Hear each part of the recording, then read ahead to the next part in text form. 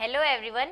In our previous video we did exercise 1.2 solutions and in this video we will start exercise 1.3 introduction. Exercise 1.3 के introduction में हम क्या पढ़ेंगे कि जो रूट्स होती हैं, रूट 2 है, रूट 3 है या फिर 2 माइनस रूट 5, जो रूट्स के अंदर वैल्यूज होती हैं या जो रूट में नंबर होते हैं, इन्हें हमें क्या प्रूव करना है? इर्रेशनल प्रूव करना है। जो नंबर रूट में होता है वो इर्रेशनल होता है, रूट वाला नंबर हमेशा इर्रेशनल होता है, लेकिन हमें ये प्रूव करना है कि वो इर्रेशनल होता है। ये इस एक्सरसाइज में हम क्या करेंगे? प्रूव करके दिखाएंगे कि वो इर्रेशनल कैसे होता है। तो सबसे पहले इसके अंदर एक थ्योरम में लिखा हुआ है, थ्योरम में क्या लिखा हुआ है? Root 2 is an irrational number.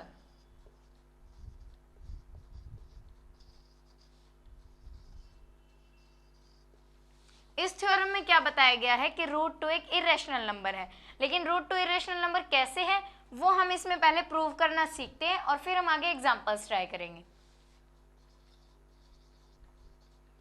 देखो, हमें रूट 2 को इर्रेशनल प्रूव करना है तो सबसे पहले हम क्या लेट कर लेते हैं? Let root 2 b a rational number.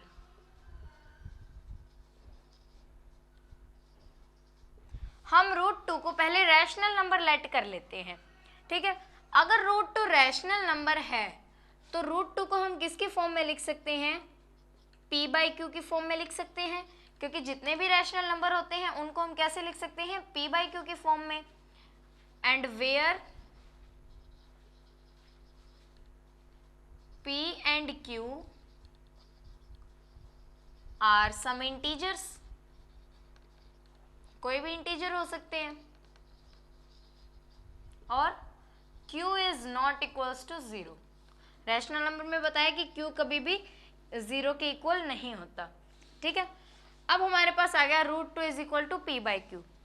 अगर ऐसा हो कि जो ये p बाई क्यू है इसके अंदर कोई कॉमन फैक्टर हो, दोनों के अंदर कोई कॉमन फैक्टर हो अदर देन 2, जैसे कि हम एग्जांपल लेते हैं, यहाँ पे 12/9 है, मान लीजिए हमारे पास 12/9 है, तो 9 के अंदर भी 3 है और 12 का जो फैक्टर है वो भी 3 है, यानी कि जब हम इसकी वो करेंगे, प्राइम फैक्टराइजेशन करते हैं, तो 12 की प्राइम फैक्टराइजेशन क्या आती है? 2 × 3 × 2, ये प्राइम फैक्टराइजेशन होती है। और 9 की प्राइम फैक्टराइजेशन क्या होती है? 3 × 3।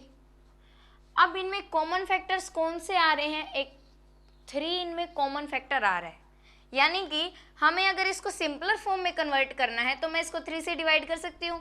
3 3 जार 9, 3 4 जार 12। अब ये क्या आ गया? 4/3। 4/3 क्या है? इसकी सिंपलेस्ट फॉर्म होगी, और 4/3 के अंदर 1 के अलावा कोई भी फैक्टर कॉमन नहीं है। 1 तो हर किसी का फैक्टर होता है, 4 का फैक्टर भी 1 है और 3 का फैक्टर भी होता है 1, तो यानी कि 4 और 3 के अंदर 1 के अलावा कोई भी कॉमन फैक्टर नहीं है, ठीक है।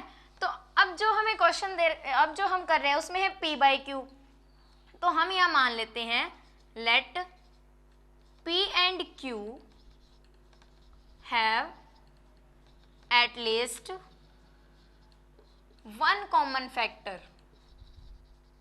कि p और q के अंदर एक कॉमन फैक्टर है दोनों के अंदर, अदर देन 1 के अलावा एक और कॉमन फैक्टर है p और q के अंदर। तो ऑन डिवाइडिंग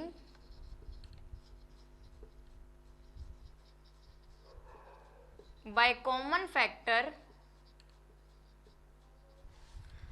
हमें इसको सिंपलेस्ट फॉर्म में लेना है। सिंपलेस्ट फॉर्म में लेंगे, देखो अब इसके अंदर मान लो कोई भी एक ऐसा फैक्टर है जो इन दोनों के अंदर कॉमन है, तो हम उस कॉमन फैक्टर से इसको डिवाइड करके सिंपलर फॉर्म में कन्वर्ट कर सकते हैं, जैसा मैंने भी करके दिखाया था आपको एग्जांपल लेके। तो यहाँ जब हम इसको डिवाइड करेंगे तो हम क्या कह लेते हैं कि p बाई क्यू को जब हमने कॉमन फैक्टर से डिवाइड किया तब हमारे पास क्या आ गया? a/b आ गया, ये मान लेते हैं। Where a and b are coprime. Coprime का मतलब क्या होता है, वो नंबर्स जिनका जो कॉमन फैक्टर है वो क्या है, ओनली 1 है। ठीक है, यानी कि ए और बी के अंदर अब सिर्फ क्या कॉमन फैक्टर है, 1 ही कॉमन फैक्टर है। अब क्या करेंगे, अब हमारे पास ये आ गया, अब हम करेंगे squaring both sides. Squaring both sides, squaring करेंगे तो क्या आएगा, √2 की स्क्वायरिंग करेंगे तो यहाँ क्या आ जाएगा, 2 आ जाएगा। और a अपॉन बी का होल स्क्वायर करेंगे तो क्या आ जाएगा, a² अपॉन b², ये आ जाएगा। और इसको क्या लिख सकते हैं हम, अगर b² को मैं 2 के पास ले जाऊं तो मल्टीप्लाई में हो जाएगा, यानी कि 2b² = a², ये लिख सकते हैं। अब देखो इसके साथ 2 मल्टीप्लाई में है b के साथ, यानी कि क्या हुआ कि ये जो पूरी टर्म है 2b² इज डिविजिबल बाई 2, इसको हम 2 से डिवाइड कर सकते हैं। 2b² इज डिविजिबल बाई 2,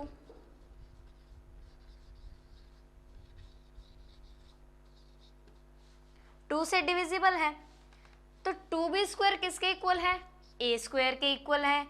तो यानी कि क्या हुआ, इससे क्या आ गया हमारे पास कि a² भी डिविजिबल है, a² इज डिविजिबल बाय 2।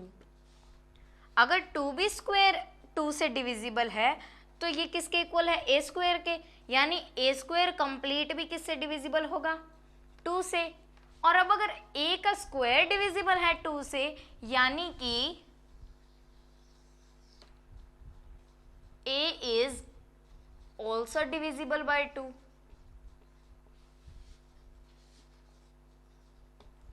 ठीक है, देखो कैसे आया हमारे पास, अगर किसी भी नंबर की मल्टीप्लाई हम 2 से करते हैं, जैसे मैंने कर दिया 2 × 7 कर दिया, मैं इसको 2 से डिवाइड कर सकती हूँ क्योंकि इसके अंदर 2 है, इसको 2 से डिवाइड करूंगी तो 2 कैंसिल हो जाएगा। ऐसे ही हमने इसकी जगह क्या ले रखा है यहाँ पे 2b², तो यहाँ पे 2 है, यानी मैं 2b² को 2 से डिवाइड कर सकती हूँ, तो ये लिख दिया मैंने 2b² इज डिविजिबल बाय 2। अब 2b² किसके इक्वल है, a² के, तो यानी a² भी डिविजिबल होगा 2 से। अब कोई नंबर a² मान लीजिए 4 है, 4 है, अब किसका स्क्वायर है ये, 2 का स्क्वायर है। मैं कह रही हूँ कि 2² इज डिविजिबल बाय 2, अगर ये 2 से डिविजिबल है तो 2 भी तो डिविजिबल होगा ना 2 से। अगर किसी नंबर का स्क्वायर 2 से डिविजिबल है तो वो नंबर भी तो 2 से डिविजिबल होगा, इसलिए हमने लिख दिया a is also divisible by 2। अब देखो यहाँ हमने क्या किया, सबसे पहले कि हमें √2 को इरेशनल प्रूव करना था, तो हमने √2 को पहले रैशनल नंबर ले लिया। ठीक है, रैशनल ले लिया, तो रैशनल है तो हम इसको किसकी फॉर्म में लिख सकते हैं, p/q की फॉर्म में लिख सकते हैं, where p and q are some integers and q is not equal to 0। अब हमने मान लिया कि p और q के अंदर कोई ऐसे 2 कॉमन फैक्टर्स हैं जिससे ये फर्दर डिवाइड हो सकता है, कॉमन फैक्टर्स होंगे तो ये आगे भी डिवाइड हो सकता है। तो हमने क्या किया, on dividing by common factor, कि हमने वो कॉमन फैक्टर भी इसके अंदर से हटा दिए। कॉमन फैक्टर्स हटा देंगे तो क्या आ गया हमारे पास, a/b आ गया, where a and b are coprime. Coprime यानी कि अब इन दोनों के अंदर 1 के अलावा कोई भी कॉमन फैक्टर नहीं बचा। फिर इस स्टेटमेंट की हमने क्या की, स्क्वायरिंग बोथ साइड, स्क्वायरिंग करी तो यहाँ पे क्या आ गया, √2 की स्क्वायरिंग 2 आ गई, और a/b का होल स्क्वायर किया तो a²/b², ये b² 2 के साथ चला गया, तो यानी 2b² is equal to a²। फिर क्या लिखा हमने, 2b² इज डिविजिबल बाय 2, यानी कि a² इज डिविजिबल बाय 2, और a² डिविजिबल है 2 से तो a is also divisible by 2। अगर a 2 से डिविजिबल है तो मैं क्या लिख सकती हूँ, a को 2c लिख सकती हूँ, where c is an integer.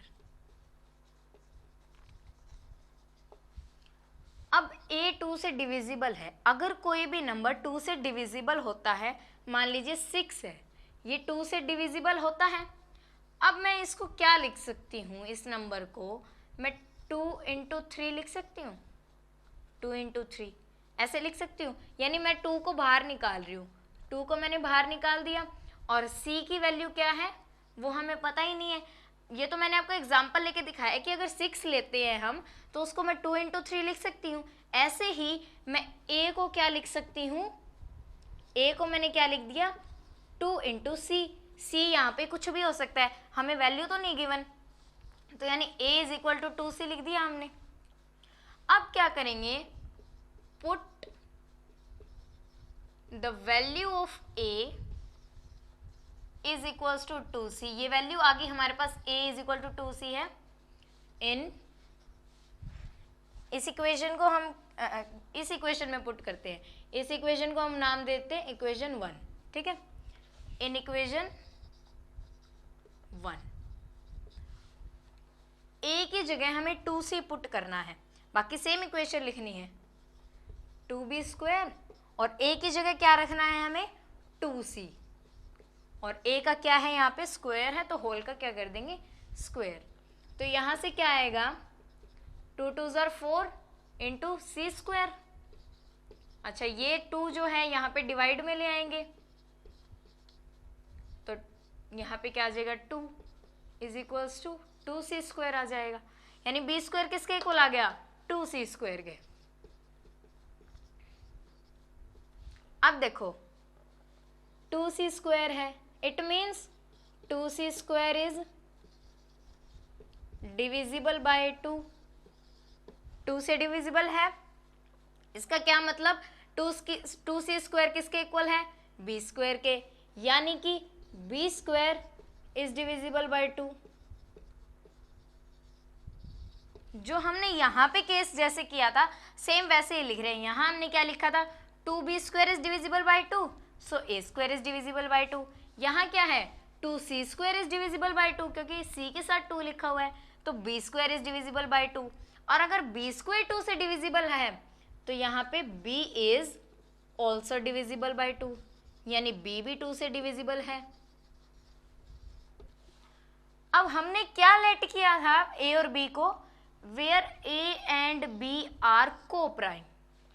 को प्राइम क्या होते हैं, जिनका सिर्फ जो कॉमन फैक्टर होता है उनका क्या होता है 1 होता है, only 1 as a common factor. लेकिन अब देखो a किससे डिविजिबल है 2 से डिविजिबल है, b किससे डिविजिबल है 2 से डिविजिबल है, यानी दोनों में कॉमन फैक्टर क्या आ गया 2 कॉमन फैक्टर आ गया। दिस यहाँ पे पहले लाइन लिखेंगे हम कि a and b have at least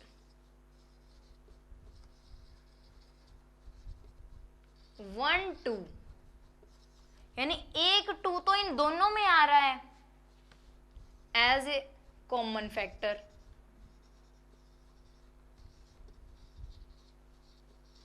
यानी कि b में भी 2 है, b भी 2 से डिवाइड हो सकता है और a भी डिवाइड हो सकता है, यानी b का कॉमन फैक्टर भी 2 है और a का भी 2 है।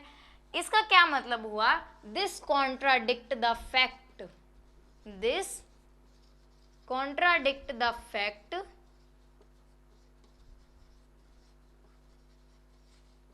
That a and b are को प्राइम।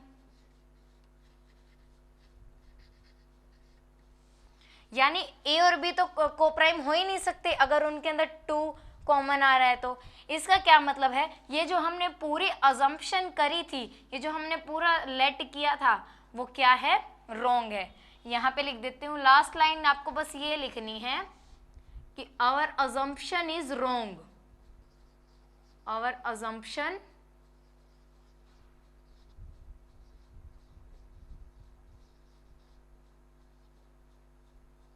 Is wrong. यानी कि जो हमने लेट किया था √2 को भी रैशनल नंबर वो रॉन्ग है, और अगर ये रॉन्ग है तो यानी कि √2 क्या होगा, अगर रैशनल नहीं है तो वो क्या होगा इरेशनल नंबर। सो लास्ट में लिख देंगे √2 इज अ इरेशनल नंबर, और यही हमें प्रूव करना था। इसीलिए हमने ये इतने सारे स्टेप्स किए थे। पहले हमने क्या प्रूव किया, a और b को प्राइम है, फिर हमने क्या बताया कि a जो है किससे डिविजिबल हो सकता है, 2 से। फिर क्या बता दिया हमने, b भी 2 से डिविजिबल हो सकता है, यानी कि ये दोनों कोप्राइम नहीं है। क्यों नहीं है, क्योंकि a और b दोनों के अंदर 2 एज अ कॉमन फैक्टर आ रहा है, और अगर कॉमन फैक्टर आ रहा है दोनों के अंदर, so this contradict the fact that a and b are coprime, यानी ये कोप्राइम नहीं है। और अगर नहीं है तो our assumption इज रॉन्ग, हमारी assumption ही गलत थी जो हमने शुरुआत से किया। सो √2 इज अ इरेशनल नंबर। ठीक है, ये हो गया हमारा पूरा जो थ्योरम में हमें पूछा गया था कि √2 इज एन इरेशनल नंबर। और बाकी के जो क्वेश्चंस है कि √3 is irrational number, √5 is irrational number, वो भी हम इसी वे से करेंगे। लेकिन आपको ये स्टेप्स लर्न होने चाहिए, मतलब आपको पता होना चाहिए कि आपको इसके बाद कौन सा स्टेप करना है। ठीक है, तो चलिए करते हैं एग्जाम्पल नंबर 9। एग्जाम्पल 9 में क्या है, प्रूव दैट √3 इज इरेशनल। ये बिल्कुल सेम वैसे ही है जैसे मैंने आपको पीछे कराया √2 इज इरेशनल, बस √2 की जगह हमने क्या पुट करना है, हर जगह √3 को पुट करना है। जहाँ जहाँ हमने √2 पुट किया था वहाँ पे √3 पुट करना है। और जब हमारे लास्ट में जो कॉमन फैक्टर्स आए थे, जब हमने √2 पुट किया था तो कॉमन फैक्टर्स a और b के क्या आए थे, 2 आया था। तो जब हम √3 लेके करेंगे तो इसके कॉमन फैक्टर्स आएंगे 3 आएंगे, a और b दोनों के। ठीक है, बाकी जो सेंटेंसेस थे या बाकी जो पूरा क्वेश्चन था वो आपको सेम टू सेम वैसे ही लिखना है, बस √2 की जगह आपको √3 करना है। और जहाँ पे हमारे कॉमन फैक्टर 2 और 2 दोनों में 2 आया था, वहीं पे जब हम √3 का केस करेंगे तो हमारे कॉमन फैक्टर्स आ जाएंगे 3। तो यानी हम लास्ट में लिख देंगे our assumption is wrong and √3 is irrational number. ठीक है, बिल्कुल सेम वैसे ही करना है, ये आप खुद ट्राई कीजिए। और अगर फिर भी कोई डाउट है तो आप कमेंट बॉक्स में पूछ सकते हैं। तो चलिए करते हैं अपना एग्जाम्पल नंबर 10। एग्जाम्पल 10 में क्या दे रखा है, show that 5 - √3 is irrational number. क्या शो करना है कि 5 - √3 क्या है, इरेशनल नंबर है। तो करते हैं इसका सॉल्यूशन। इस क्वेश्चन में भी हम क्या लेट करेंगे, लेट 5 - √3 बी रैशनल नंबर। हमने इसको लेट कर लिया रैशनल नंबर, जैसे हमने पिछले क्वेश्चंस में किया था। फिर लास्ट में हम क्या करेंगे, ऐसा शो कर देंगे कि हमारी जो अजम्पशन है वो रॉन्ग थी और इसीलिए ये इरेशनल नंबर है। तो हम स्टार्टिंग में इसको क्या लेट करेंगे, लेट 5 - √3 भी रैशनल नंबर। अगर ये रैशनल नंबर है तो हम 5 - √3 को किसके इक्वल लिख सकते हैं, p/q के equal, where p and q are some integers, कोई भी इंटीजर हो सकते हैं, and q is not equals to 0। ठीक है, q 0 के इक्वल नहीं होगा। अब हमने इसको p/q के इक्वल रख दिया। अब हमारे पास ये इक्वेशन आ गई, तो हमें इसको सॉल्व करना है। तो देखो 5 - √3 इज इक्वल्स टू p/q, इसे सॉल्व करना है। तो कैसे करेंगे, √3 इधर माइनस में है, इधर ले जाके इसको पॉजिटिव कर देते हैं, इस तरफ ले जाते हैं, यहाँ जाके क्या हो जाएगा, ये पॉजिटिव में हो जाएगा। और p/q यहाँ पे पॉजिटिव है और इधर आके क्या हो जाएंगे, नेगेटिव हो जाएंगे, -p/q। एलसीएम लेंगे इनका, एलसीएम आएगा q, यहाँ आ जाएगा 5q minus p is equals to √3। ठीक है, यहाँ तक सॉल्व कर लिया हमने। अब हम क्या करेंगे कि 5q minus p upon q है, तो हमने क्या लेट किया था, p और q इंटीजर है, यानी कि जब भी 5 कोई भी हम इसके साथ नंबर लगा सकते हैं, कोई भी इक्वेशन बना सकते हैं 5q माइनस p या q, तो आंसर भी क्या आएगा हमारा, इंटीजर आएगा अपॉन इंटीजर। q भी इंटीजर लेट किया था हमने, यानी ये भी इंटीजर है, इज इक्वल्स टू √3। अब यहाँ पे क्या है, इंटीजर अपॉन इंटीजर, यानी कि ये क्या है, क्या है ये है रैशनल नंबर। तो हम इसको क्या लिख सकते हैं कि जो 5q माइनस p है upon q is a rational number. Rational number है, क्यों, क्योंकि इंटीजर अपॉन इंटीजर आ गया, तो यानी कि रैशनल नंबर है। लेकिन √3 क्या है, √3 हमने पिछले क्वेश्चंस में प्रूव किया है कि √3 रैशनल है। यहाँ पे करने की जरूरत नहीं है। अगर वो क्वेश्चन में स्पेशली मेंशन करता है कि firstly prove that √3 is irrational and then prove that 5 - √3 is irrational, तो हमें पूरा प्रूव करके दिखाना है। अदरवाइज हम डायरेक्ट लिख सकते हैं √3 इज इरेशनल।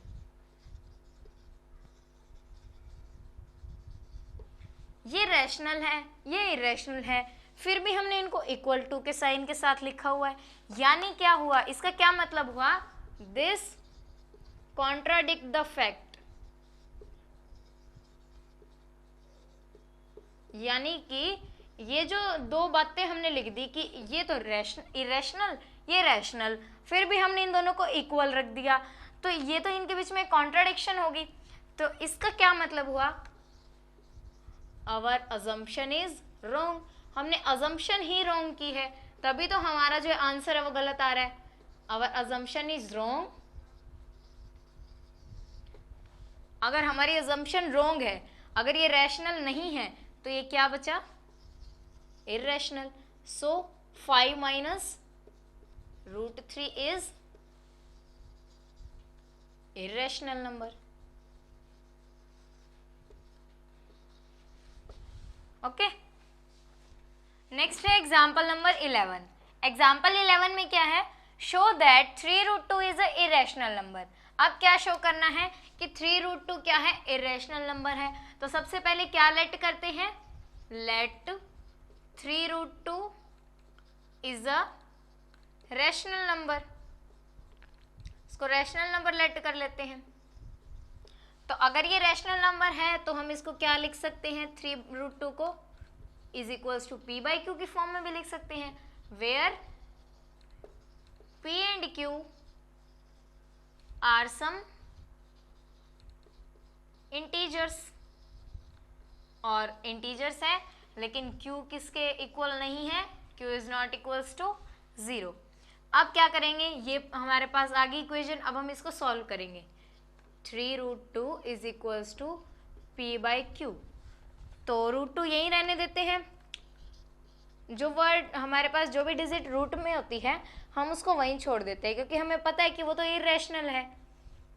और p/q यहाँ है, यहाँ पे ये मल्टीप्लाई में था 3 और यहाँ जाके डिवाइड में हो जाएगा, यानी कि इधर आ जाएगा, यानी √2 is equals to.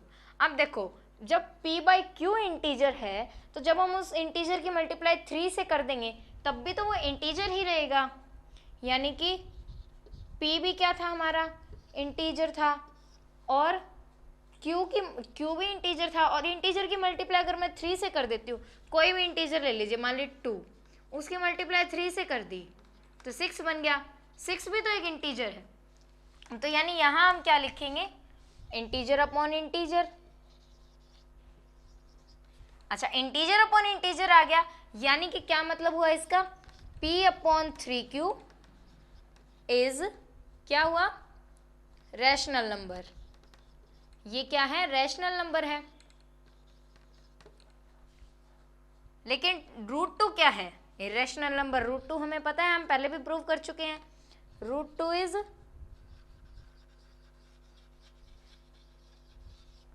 Irrational number. तो यहां से कॉन्ट्राडिक्शन आ गई, दिस कॉन्ट्राडिक्ट द फैक्ट, यानी ये तो कॉन्ट्राडिक्शन होगी ना कि एक रैशनल है एक इरेशनल है, बट फिर भी हमने उन दोनों को क्या रखा हुआ है, इक्वल रखा हुआ है। So this means our assumption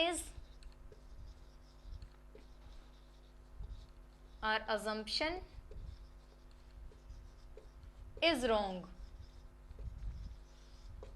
हमारी अजम्पशन ही गलत है, और अजम्पशन गलत है तो 3√2 इज एन इरेशनल नंबर, यानी 3√2 क्या आ गया हमारे पास, इरेशनल नंबर, और यही हमें शो करना था। तो ये तो था एक्सरसाइज 1.3 का इंट्रोडक्शन, और नेक्स्ट वीडियो में हम करेंगे एक्सरसाइज 1.3 के सॉल्यूशंस। और अगर आपको किसी भी क्वेश्चन में कोई भी डाउट है तो आप कमेंट में लिख सकते हैं। Thank you.